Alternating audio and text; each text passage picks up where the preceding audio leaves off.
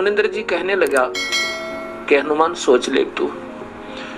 हनुमान जी ने कहा कि देखो ऋषि जी, ठीक है आप कह रहे हो तो कुछ तो सत्य होगा, लेकिन मेरी बुद्धि स्वीकार नहीं करी, क्योंकि हमने कभी सुना ही नहीं। अब पहली बार आपके मुख से ये बात सुन रहा हूं तो मेरे मन में नहीं विचार बन रहा, तो आप कुछ भी कहो दादा। और अब मुझे बहुत देर हो रही है, मैं जा रहा हूं। मैं तो श्री राम से ज्यादा किसी को नहीं मानता। चले गए जी, एक कंगन लेकर चले गए। भगवान श्री राम के पास जब हनुमान जी पहुंचे, श्री रामचंद्र जी ने पूछा, हनुमान सीता की खोज होगी? होगी जी, आपकी दया होगी, आपकी रजा से सब कार्य संपन्न हुआ। अब श्री राम ने सोचा कि ये पूरी तसल्ली कर लूं कि सीता ने कहीं रावण से समर्पण तो नहीं कर दिया है, उसने उसकी वह पत्नी तो नहीं बन गई है। उसकी पूरी जानकारी लेने के लिए हनुमान सीधा तो नहीं बताएगा। उसने सोचा कि कहीं ऐसा ना हो कि ये जान जाए हनुमान जी कि मैं फिर सीता के लाने की चेष्टा नहीं करूंगा यदि उसने रावण का समर्पण कर दिया होगा। तो हनुमान जी नहीं बताएगा। गोलमोल बात को करके एकांत में ले जाते हैं श्री राम जी और कहते हैं, हनुमान जी सीता कहाँ थी? कि महल में होगी रावण का। कहाँ, ऊपर चौबारे में थी या नीचे थी? और एक बात बता मेरे प्यारे संत, खाना कहाँ खाया तूने? कहाँ? रावण के राज दरबार में गया होगा, वहां पर बड़े अच्छे बढ़िया भोजन बनाए होंगे रावण ने तेरे लिए। और सीता ने कैसे कपड़े पहन रखे थे? बढ़िया हार हुर पहन रखे होंगे ना। अब श्री राम ये पूछना चाहते थे कि अगर वो ऐसी सती थी, हनुमान बतावेगा, कोई तो बात मुख से निकलेगी निकलेगी। अगर उसने हार श्रृंगार किए होंगे और हनुमान जी खाना रावण के घर खा के आया होगा तो सीता गई काम तय। फिर हमने उसको लाएंगे और ना ही दुनिया के लाल मरवाएंगे, हम युद्ध नहीं करेंगे, ऐसा सोचकर पूछा। तब हनुमान जी ने आंखों में पानी भर के और रुंधे कंठ से कहा, हे प्रभु आप क्या कह रहे हो? मैं काहे के भोजन पाऊं था? और वो तो मैले कुचले कपड़े पहने माता एक वृक्ष के नीचे बैठी थी, मैं ऊपर वृक्ष पर छुप कर बैठ गया था। और रावण ने आके खूब बदमाशी की थी, बहुत तंग किया था माँ ने, पर स्वीकृति नहीं दी थी। और कहा था, रावण ये टुकड़े टुकड़े शरीर हो सकता, तेरे हाथ नहीं लगने दूंगी। राम बड़े प्रसन्न हुए और कहा, आप कहते हो कि मैंने आहार किया होगा, भोजन खाया होगा रावण के घर पर जाकर। माता ने कहा था, हनुमान अगर कोई फल इस बाग में नीचे गिरा हुआ स्वयं टूट गए तो उठा ले, खा लेना, ऊपर से तोड़ के भी मत खाना भाई, मेरे को ये मार डालेंगे, बहुत दुखी करेंगे मुझे। वृक्ष से फल तोड़कर मत खाना भैया। तब मैंने गुस्से में आकर ना सारे तो उसका 9 लाख बाग जला पाट दिया और समुद्र में फेंक दिया और खूब पके पके फल खाए, पहरेदार कुटे और फिर रावण की लंका में आग लगा के आया। सीने से लगा लिया श्री राम ने हनुमान को, हनुमान तूने तो आज कमाल कर दिया, तो बहुत प्यारा है मेरा। अब समस्या आई कि समुद्र पे पुल बनाने की। अब सब किसी की हिम्मत नहीं बनी, ना श्री राम की औकात थी कि पुल बना दे।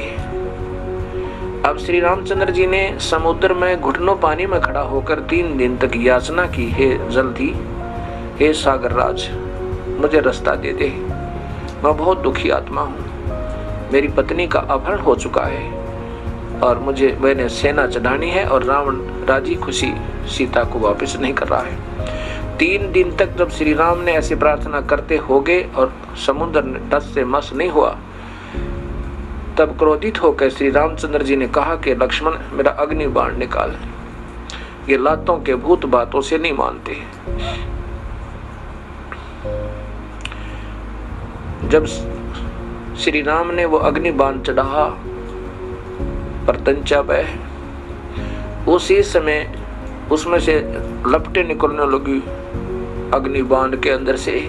उस समय समुद्र एक विपर का रूप बनाकर, ब्राह्मण रूप बनाकर बाहर आया और कहा कि प्रभु मुझे जलाओ मत, इसमें एक संसार बसा हुआ है और प्रभु मेरी भी कुछ मर्यादा है, इसको भंग ना करो। ऐसा काम करो कि सर्प भी मर जा और लाठी भी ना टूटे।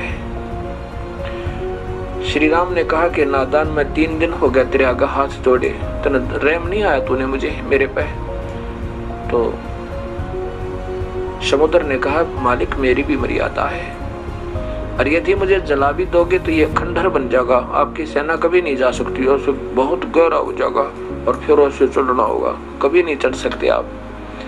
ऐसा काम करो सर्प भी मर जाए, लाठी भी ना टूटे। तब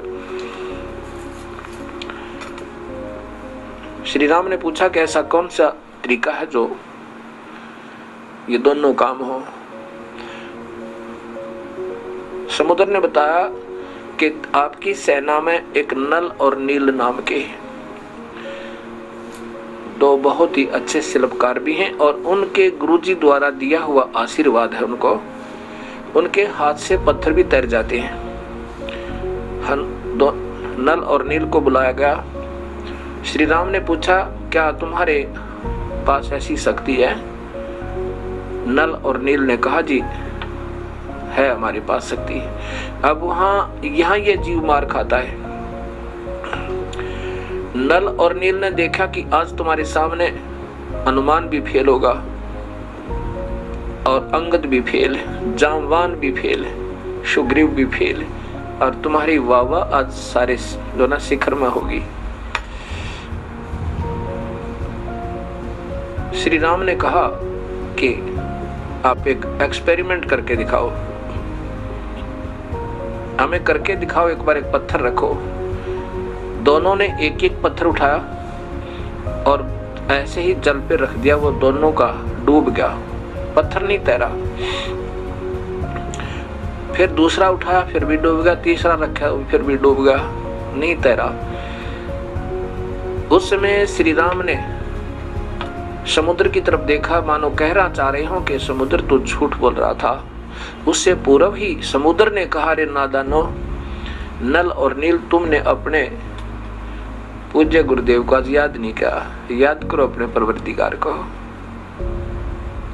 उस समय उन्हें बड़ी भूल महसूस हुई, क्योंकि पहले तो महिमावान बन गए अपने आप ही कि आज तुम अगर गुरुजन याद करोगे ना तो ये न सोचेंगे इनके गुरुजी शक्ति देते हैं, इनमें कुछ भी शक्ति नहीं, ऐसा वो काम बिगाड़ दिया। तब उन्होंने याद किया, प्रभुवर, हे गुरुवर, दया करो, हमसे गलती होगी।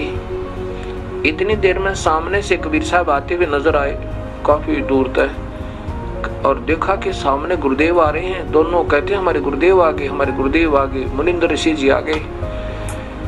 इतने में वो नजदीक आ जाते हैं। श्री राम ने कहा कि मुनिवर, आपके शिष्यों के हाथ में ये शक्ति नहीं रही, आज इनसे पत्थर नहीं तैर रही। मुनिंदर जी ने कहा कि आज के बाद इनके हाथ से पत्थर तैरेंगे भी नहीं, क्योंकि इन्होंने अभिमान हो गया, ये गुरु मर्यादा भंग कर दी। आज इन्होंने गुरुदेव याद नहीं किया इस शुभ कर्म तो पहले। ऐसे यहाँ पर कबीर साहब बताते हैं, गरीबदास जी ने अपनी वाणी बताया कि जैसे माता गर्भ को राखा यतन बना और ठेस लगे तो छन्न हुए तेरी ऐसे भक्ति जा। जैसे किसी बहन को और काफी समय के बाद पेट में गर्भ रहा हो, बच्चा रहा हो, और फिर उस बच्चे की कितनी वो कोशिश करा करे, कितनी सावधानी रखती है, ऊंचे नीचे में पैर ना रखा जा। हे परमात्मा के रात को दबाव ना आ जा, रात को भी ऐसे चमक के उठती है कि कहीं तेरे बच्चे पर दबाव ना आ गया हो और ये खराब ना हो जा। जैसे माता गर्भ को रखा यतन बना और ठेस लगे तो छन हो तेरी ऐसे भक्ति जा। इस प्रकार हमने अपनी भक्ति को उपदेश लेने के बाद इतना सावधान और मर्यादा में रहना पड़ेगा।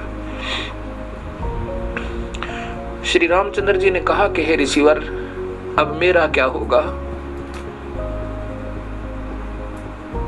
कबीर साहब ने कहा कि घबराओ ना, ऐसे करो कि मैंने ये सामने वाला पहाड़ है, इसके चारों तरफ एक रेखा लगा दी है।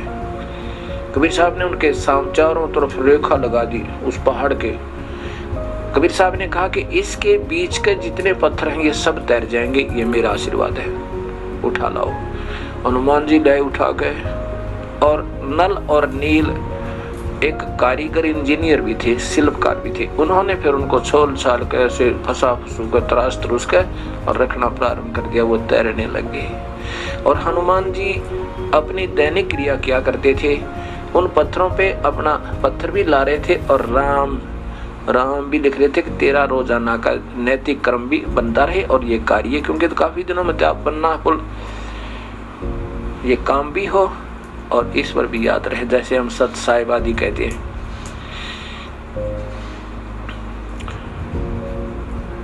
अब देखो, राम नाम कोई जाप नहीं है, जैसे हम सत साहिब कहते हैं, ये हमारा जाप नहीं, परंतु फिर भी हम बोलते हैं सत साहिब जी, सत साहिब, क्योंकि याद आती है कि सच्चा भगवान।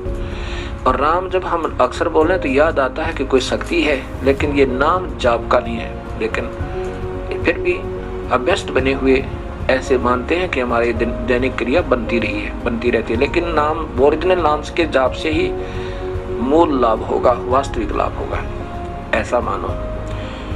अब पहले हम अपने पुराने गुरुओं से पूछा करते थे तो वो कहते थे, कभी तो कहते थे नल नील न पत्थर तरा दिए, कभी कहते थे ना भाई श्री राम नाम लिख दिया हनुमान जी इसलिए पत्थर तर गए, और फिर कहते थे श्री राम ने पुल बांध दिया, पुल बना दिया उस पे समुद्र पे। ये अधूरा ज्ञान था। अब ये ज्ञान हमारे सामने आया कि कैसे ये पुल बना और कौन इसका मूल कारण थे। अब आपने ये भी, हम प्रश्न करते थे पहले अपने पुराने अधूरे गुरुओं से, क्योंकि भावना तो बहुत थी, पर वो जो कह देते थे उसको हम स्वीकार करके और शांत हो जाते थे। हम प्रश्न करते थे कि भगवान श्री राम आप बताते हो कि ये तो विष्णु अवतार हैं, और फिर ये शिवलिंग बना करके शिव की पूजा कर रहे, तो वो क्या कहा करते हैं कि ना शिव तो राम की पूजा करता, विष्णु की पूजा करता है, और विष्णु शिव की पूजा करते हैं। यह कोई बात हुई? अब वो श्री राम जो है, अब ऊपर के भगवान शिव की उस ब्रह्मलोक में रहने वाले, वैसे तो वेदों के में लिखा है कि पूर्ण परमात्मा कोई और है। ऐसे ही जब इन पर आपत्ति आती है तो पूर्ण परमात्मा का ही वो सिमरण करते हैं, उसको हृदय से रोते हैं, उसके आगे याद करते हैं। फिर वो दयालु परमेश्वर हमेशा उस तरफ होता है जो यानी गलती ना हो। जैसे दो राजाओं की लड़ाई है या किसी दो पक्षों की लड़ाई है, उस तरफ होंगे जो दोषी ना हो, निर्दोषों की तरफ होते हैं और भक्ति वाले व्यक्तियों की तरफ होते हैं। तो उस परमेश्वर ने देखा कि इसमें गलती सारी रावण की है, तो वो पूर्ण परमात्मा की उन्होंने भक्ति की, याद किया। तो उन्होंने याद करके उसको फिर अपना अन्य कार्य प्रारंभ करना था। अब इन श्री राम आदि को सिर्फ इतना ही ज्ञान है कि और परमात्मा है, उसको शिव भी कहते हैं, क्योंकि पूर्ण परमात्मा वेदों में वर्णन है, उसको ब्रह्मा विष्णु और शिव भी उसी का नाम है। ब्रह्मा का अर्थ है कुल सृष्टि रचनहार, विष्णु का अर्थ होता सर्वव्यापक और पालन करता, वही कबीर है। कबीर साहब जैसे अक्षर पुरुष एक पेड़ है, निरंजन वा की डार, तीनों देवा शाखा है, ये पात रूप संसार, और जड़ फिर अलग रहेगी। ऐसे ही गीता जी के अध्याय नंबर 15 के श्लोक नंबर 17 में लिखा है कि वास्तव परमात्मा कोई और है और वही तीनों लोकों में प्रवेश करके सबका धारण पोषण करता है, अर्थात कुल मालिक कोई और ही है, कोई अविनाशी भगवान है। तो सब कार्य ये ऐसे अड़े हुए उन्हीं के पुण्य कर्मों के आधार पर वो मदद करते हैं।